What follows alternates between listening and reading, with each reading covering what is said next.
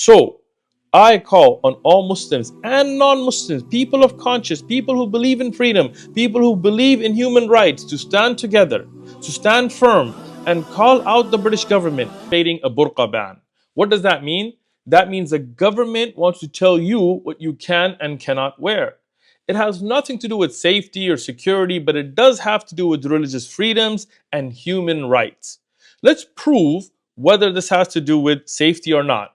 In the United Kingdom, you're free to wear a mask. If you want to wear it for COVID or because it's cold, a ski mask, you can take a winter scarf and wrap your face. None of that is objectionable. Nobody wants to ban any of that. So covering your face is not being banned. What's being banned is if you want to carry out your religious responsibility and wear an article of clothing to express your freedom.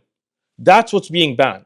Now, if it has to do with security, then according to the Criminal Justice Act of 1988, Section 139, subsection 5, in the United Kingdom, you're not allowed to carry a knife except for religious reasons. What does that mean? That means if you're a Sikh and you want to carry the kirpan, a knife, with no maximum limit. So it could be an entire sword or a small knife. It could be concealed or overt. You can carry a knife in the United Kingdom.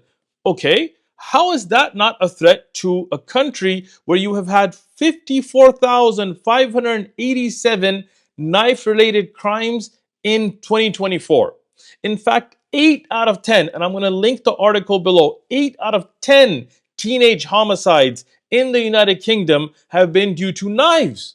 A epidemic of knife crime is hitting the United Kingdom. Murders, 8 out of 10 teenagers are killed with knives, but you can carry a knife for religious reasons, but you cannot cover your face. How many people have been killed because a Muslim woman just wants to cover her face out of her own modesty and her own choice and her own freedom to practice a religion? None.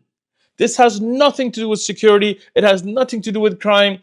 In fact, it only has to do with Islamophobia and taking away your rights. And understand this is not a British value. Britain has prided itself on its values of being a beacon of liberty, live, let live, and all these slogans. Well, where are those today? In fact, I would say that this has to do more about oppression of women. It's a human right for a woman to be able to cover herself. If she does not want people at random looking at her body, looking at herself, that's her right. She's not harming anybody. She's not forcing it on anybody. It's her choice. And for you to rip that away from her is oppression. It is a violation of human rights. It's a violation of religious liberties. And understand this, if you're watching and you're Muslim, whether you accept the niqab or hijab to be fard or wajib or mustahab, this has nothing to do with any of that. It is a part of the Islamic tradition. And when you allow somebody to not allow Muslims to practice their religion, then know that they're going to come for you next.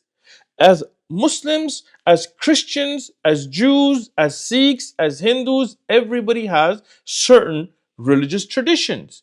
Next, they might want to ban the yarmulke. They may want to ban crucifixes. They may want to ban Sikhs carrying kirpans. They may want to ban a Hindu having a dot, because wearing a niqab is no more dangerous to society than any of those religious symbols. So, I call on all Muslims and non-Muslims, people of conscience, people who believe in freedom, people who believe in human rights, to stand together, to stand firm and call out the British government and not vote for and not support any party that even entertains this debate. Rather, to stand firm on human rights, on liberties for people to be able to practice their religion. And Muslim women have that right just like all other women. This is oppression of women. This is against feminism. This is against liberties. This is nothing but oppression.